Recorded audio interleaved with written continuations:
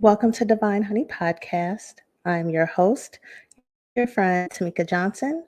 If this is your first time tuning in, welcome. This show's about human experiences.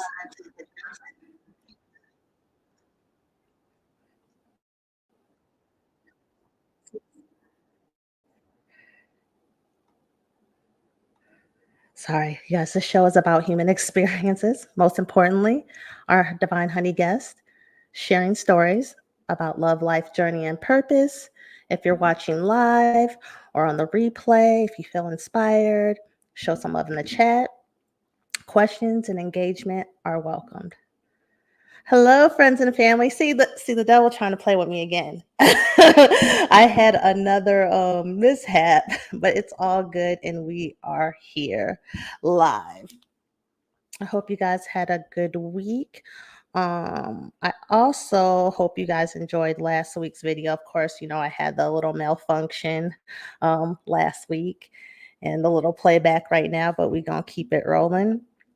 Last week's episode was about don't give up on your 2023 visions. And I had a couple links that I did drop last week, and I want to drop them again. It's the digital vision board, and then the book by Joyce Meyer, Doing It Afraid. So I'm going to drop that now.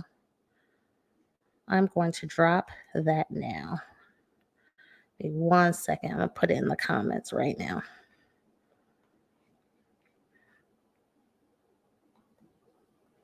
Give me 1 second. So it's a digital.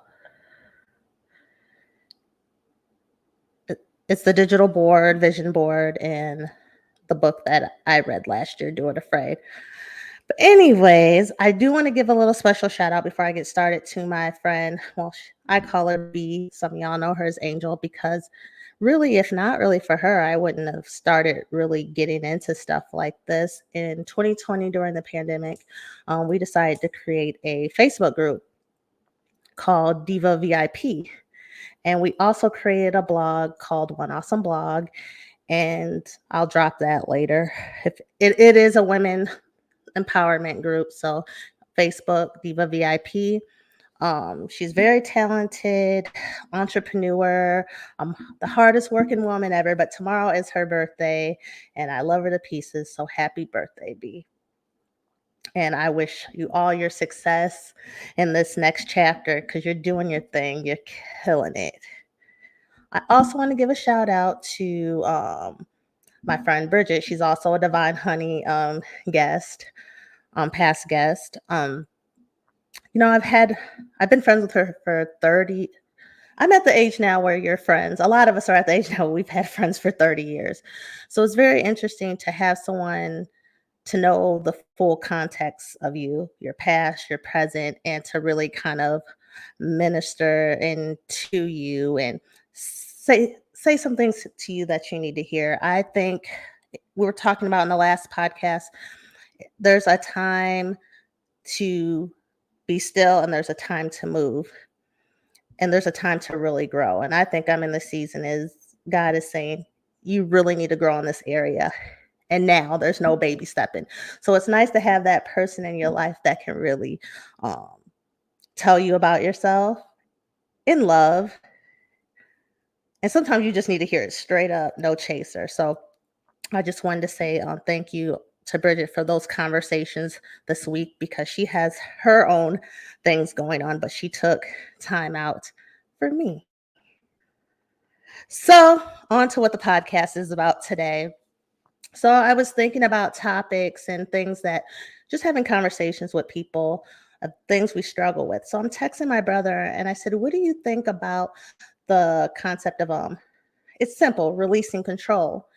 And he was like, yeah, that's solid. He was like, maybe you can only control what's in your sphere. And then that's when I thought about the circle of control. So, how much space do we take up in our minds, worrying, stressing, even being angry on outcomes that we have no control over? Um, it takes up a lot of our time and our energy, and it affects us. So, I was thinking about things, and sometimes there's a reason for it. So, I think that's why controlling what's in your spirit, um, it relieves you of that. I was thinking about the concept of like money. Like I thought of myself, I probably have a, had has had a little control issues with money because of lack of it when I was younger. So when unexpected things would come up, I would literally lose my shit. And what made me think of, I can't control outside things, but I can control my behavior. And that spears my behavior, my reactions. And I thought of a time when I moved here from Iowa and I got this bill for a doctor bill. It was $400. At the time, that is a lot of money, totally out of my control. I ended up going to collections. I don't know what happened, why I never got the bill, but I'm talking to the collection guy and he was telling me that we could do a plan. But y'all, I really hadn't cussed somebody out in a long time, but I cussed this man out. Like I did it with my whole chest. It kind of felt good, but then afterwards, I'm like, I really had to pay this bill because I don't want it going on my credit report. I call him back and I talked to the gentleman. He was like, yeah, we can. I said, is that arrangement still on the table? He said, no, because of your actions, we want it in full. So, yes, I couldn't control what happened and how the situation went down because the billing was weird and it got to me late and they sent it to collections. But I could have had a different attitude where I could have probably paid less. But instead, because of my actions, I had to pay the full 400. I think about also like outcomes in relationships of just being reactive in our friendships and in our romantic relationships. Like I think, and let me know if any of you guys have been here. Maybe we'll say things or have certain conversations because we really want to control the situation where they see it our way. And when we can't gain that control, maybe we feel out of control. And in that, it's still the same thing. We have a choice of how we're going to handle it. Are we going to forgive? Are we going to have a conversation or not? It's either or. So it's really on us. Those are things we can control. I can't control how another person views something. I can't control if somebody even wants to be with me, be around me. I can only do the best I can. And it doesn't mean it doesn't hurt you. You might take it a little personally, but I think it's easier to release them or release whatever situation when you are focused on yourself and not taking things so personally with them. And then the outcomes we want for our lives. Now we can influence and we can make certain choices, but the crazy part is sometimes we get stuck on this outcome that we have for ourselves, like a goal or how we want our lives to look. This comes into seeing a lot of like wanting to get married or having kids. Maybe that's what you saw for yourself. You really can't control that. To an extent, you can't control that. You might not find the right partner.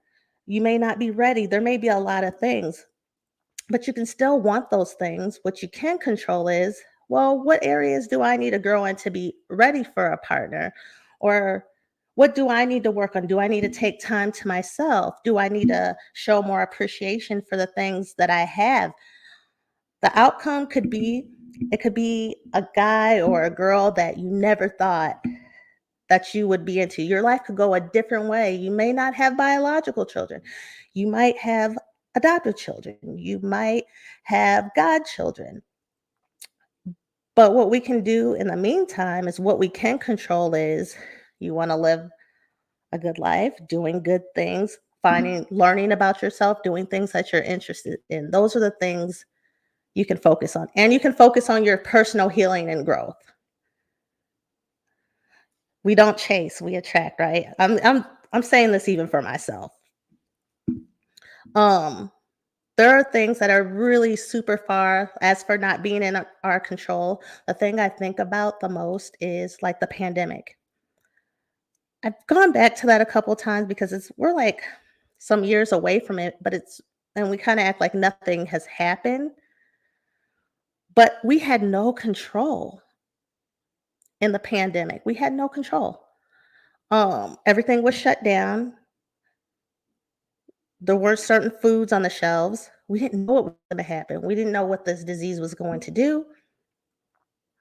And we really had to sit with ourselves. The only thing we could control is how we navigated through it. That was it. Our personal choices. For me, I'm going to give you an example. You guys, I know I'm too cute to be a cigarette smoker, but I came from a time where smoking cigarettes was normal. So I smoked for a long time. And then I would smoke here and there, but I still was smoking here and there during the pandemic. And I was like, okay, there's nothing I can do. I could get COVID, but maybe a choice I can make. I quit smoking cold turkey. I was like, just in case something happens, I need my lungs.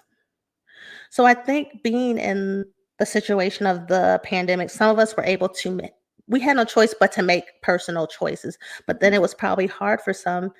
Your anxiety kicks up. It was a total out of control situation.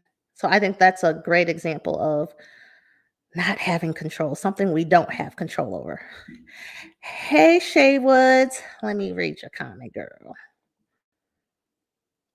I love it. She said, "What a timely combo. Was listening to a sermon this morning, and Dr. Anita Phillips said, I must trust God with all the outcomes. Move from a place of control and a place of power." Shay, I actually like that you said that. When we're able to move in a place of power, it helps us like stand in our power. When we trust God and surrender to Him, surrender and let control, it's really empowering. We're really standing in our power. So I really like that. Thank you for sharing. So I was thinking, how are we spending our energy? Are we worrying, stressing, overthinking? And how can we use our energy positively? Kind of focus on the things you can control and can influence. There's things we can influence. Still doesn't mean we can control it. And a good example is, I'm going to use the workplace. We did this thing called the DISC assessment. So it's broken up in 4 categories of kind of traits. And we did it was like a 2-day thing. Wherever you fell, people talking about their communication styles, how they like to be approached, and all this. The point of this is really just to improve team performance and communication. It's influencing. It may not change, but I'm sure with that many people and being educated, it's from what I saw, it really enlightened a lot of people. So there was influence. And then also stressing or trying to control things that can cause mental fatigue. I know for me, like I will think and think and think about things over again, scenario. Well, if they say that, well, if this happens, I'm going to do this, I'm going to do that, I'm going to do this. What I've learned to do is I pray about stuff. Like I can't keep coming up with scenarios. If this happens, if that happens, I don't know. I know He didn't get me this far to get me this far. So it can cause mental fatigue. It can cause panic attacks, anxiety, other physical problems. You're thinking, "Oh, my neck hurt. It's been hurting," probably because you're stressing out over stuff and stuff that don't even matter. Again, I'm looking at Shay, place of power. We're stepping when we can stay in our sphere. We're staying in the scope of our power. Um, but there are some people I've read that when they're taking control, they feel empowered. It lessens their anxiety. But think about what happens when forces resist their control. You feel out of control. It could be forces from another person, because remember, you can't control other people. So people do push back sometimes. And I bet that can be out of control because it's not going the way you want it to go. And then guess what? God, He steps in too and He says, we're going to do it my way. This also keeps us living in a constant place of fear. It steals our joy. We don't have time to focus on things that are positive, that we do have, what we can control. It takes away self confidence. Think about it. If you're trying to control all these situations and all these things are going on in your head, it starts to chip away at you because you don't even trust yourself. So this gets me to the circle of control. Um, have any of you guys read The 7 Habits of Highly Effective People? Okay, I feel like I might have started reading it. I bet you I have it. I have it because I have tons of books, but yeah, in there, Stephen Covey, he has a model and it's called the circle of control. So in the circle of control, there's a circle, there's an inner circle, and that's everything that you can do and you can control within your sphere. Everything outside that are things you can't control. I think it's a good exercise because it's a great exercise because it puts on paper, you can visually see the things that you struggle with, the things that you could or couldn't do, and give you a chance to process that. Within your control, it refers to what you can do, what decisions we can make. It's not about other people, it's about you. Outside of your control is the things that you're concerned about. You can do this activity based on subjects. And I'll put this in the chat too. There's one that has to do with families. They did a circle of control based off of their family. So, and we all have issues. Not all. Some of us have issues with family, communication, wanting to understand each other. We have some strained relationships. And sometimes those relationships can't be resolved. They just can't. So, how can you deal with them in a healthy manner? So, in the control or influence circle, that's your inner sphere. When it comes to family, how much you can decide how much access you give them. Um, Whether or not you forgive them, that is a choice. Forgiveness is for yourself. Don't let nobody hold that much power over you, but it is a process. You might gotta forgive the situation 50 times. You might think you over some stuff. And I'm going through that now where I'm thinking, um, okay, I've been healed from that. And there's other things that are coming up that are showing that I still have brokenness in certain areas. So it's just a process. Do not give up. It's the one thing that's in your control is your boundaries and how you communicate them. Um, Sometimes it's not for you to convince. Set up your boundaries and communicate them. How much effort you put into the relationship, that's your choice. And how you choose to live your life is your choice. I heard a pastor say once, which was really interesting. He said, when it came to parents, like we didn't choose, like they might have made mistakes and jacked us up and made choices. We didn't choose this, but it is our choice, but it is our responsibility to heal. So I always keep that with me. And then outside of your circle is whether or not they apologize. Can't make them apologize. You can't control how they speak to you. What other things? Whether or not they support you, what choices they make. You can't control that. And if you're accepted. So I think though it might feel like, oh, that doesn't really solve anything, but just seeing that on paper and seeing what's in your inner sphere, you can see the things that you can do, you can process, and you can analyze. Oh, Shay, you said you have it on your bookshelf. Sorry.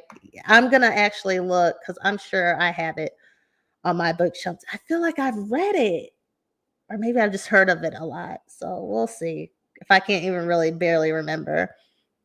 But yes, so I encourage you guys to do the circle. maybe I'm not giving solutions because everybody's solution is different, but I think it starts with recognizing recognizing ways you can protect yourself, your energy, not yourself, your energy, and navigate. So what else? So I will actually post that as well, where you can see that article where she made the inner circles. So living in your inner sphere, it builds and it regains and it allows you regains your confidence and it allows you to stand in your power. Sometimes letting go is the most powerful thing you can do. I know it's hard because some of the control and the things are trauma,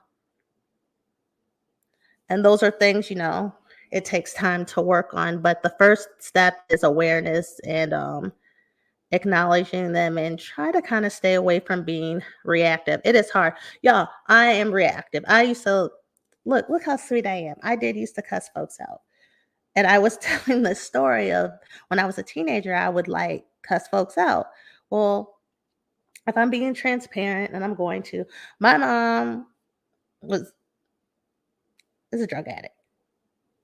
She's better, but you know how that goes. It's a disease, and I'm sure I've spoken of it before, but I always get a little hesitant because I don't ever want to um, embarrass my mom or make her because I love her and we have a good relationship. But this is just the reality and the truth.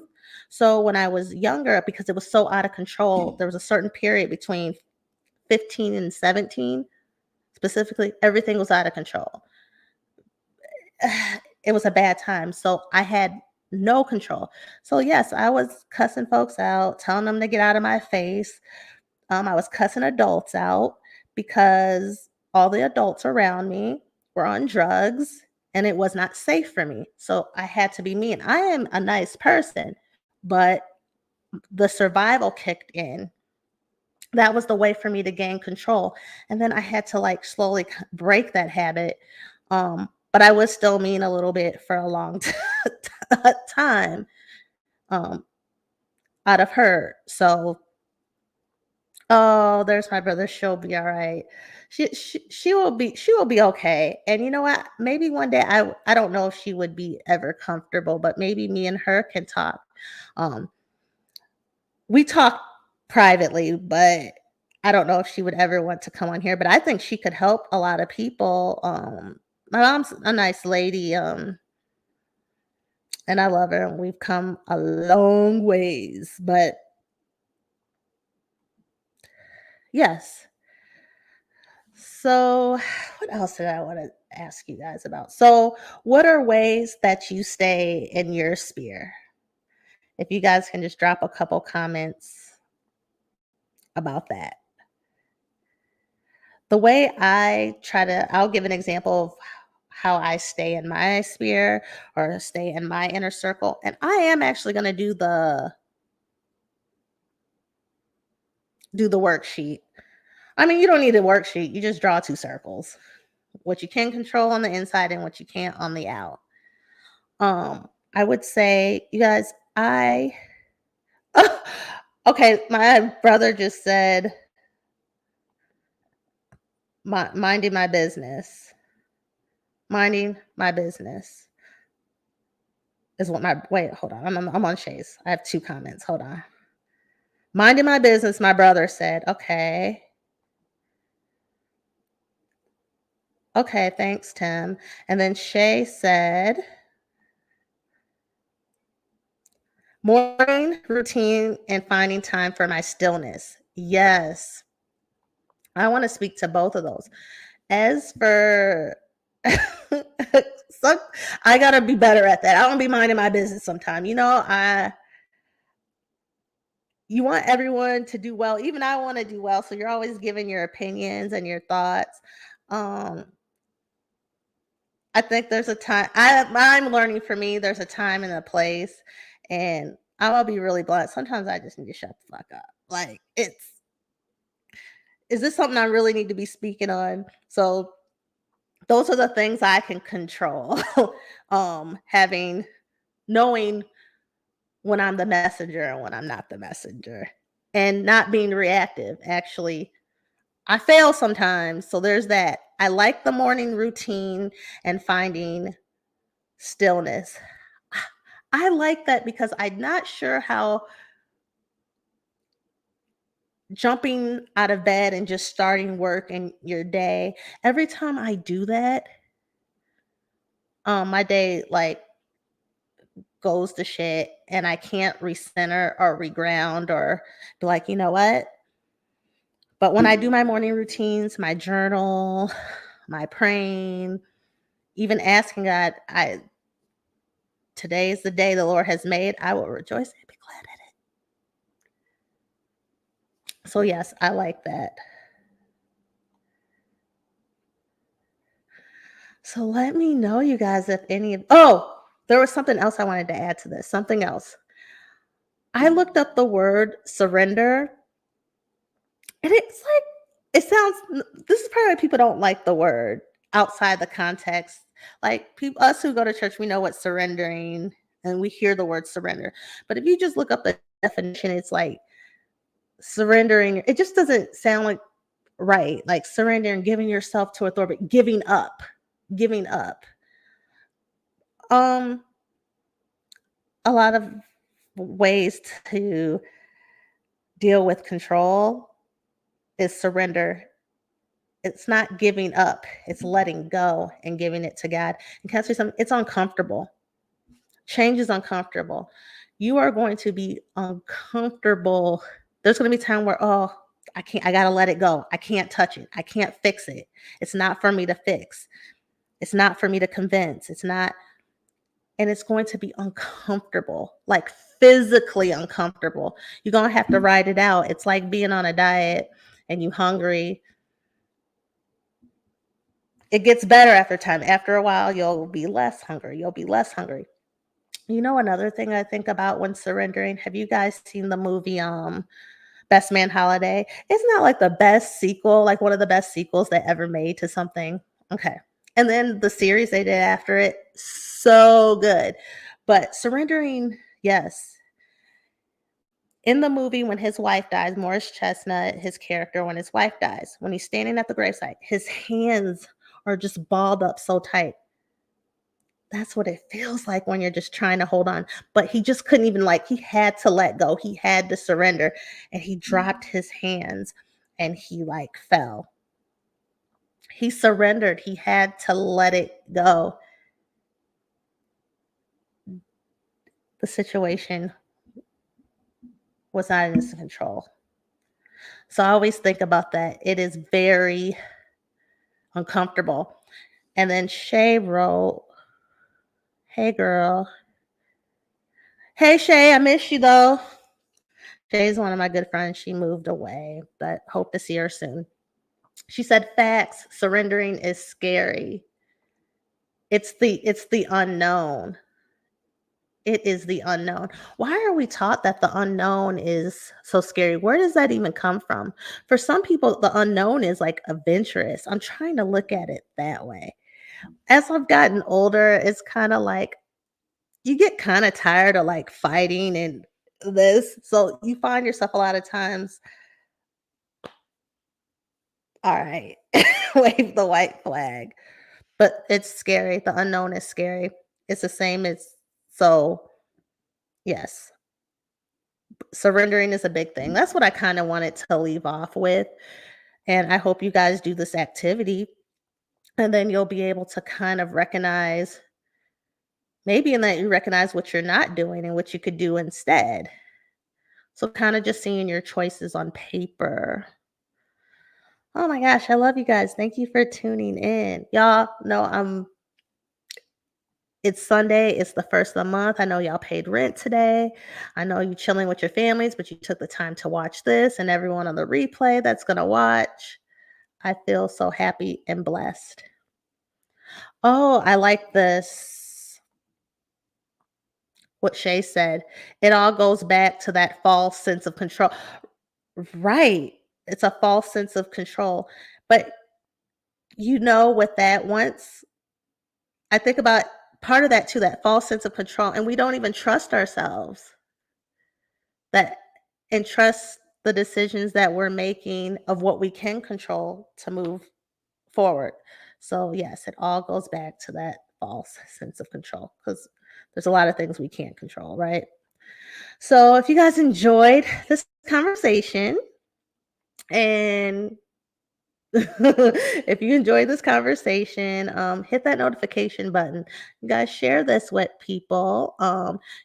You can also listen to me on Apple Podcasts and on Spotify. The links are in the About section of my page. I'll post the links also in the comment section. If you are interested or you know anyone who wants to be a guest or there's a topic you just would love for me to touch on or me and somebody else to touch on, email me. Let me put my email up so you guys can see this. My email is bougiegirl@gmail.com. Y'all, I'm on Instagram, bougiegirl_LLC. And then, of course, TikTok and Facebook has Bougie Girl. And again, I love you guys and thank you for taking your Sunday to spend it with me. Until next time, you guys, peace and blessings. Bye.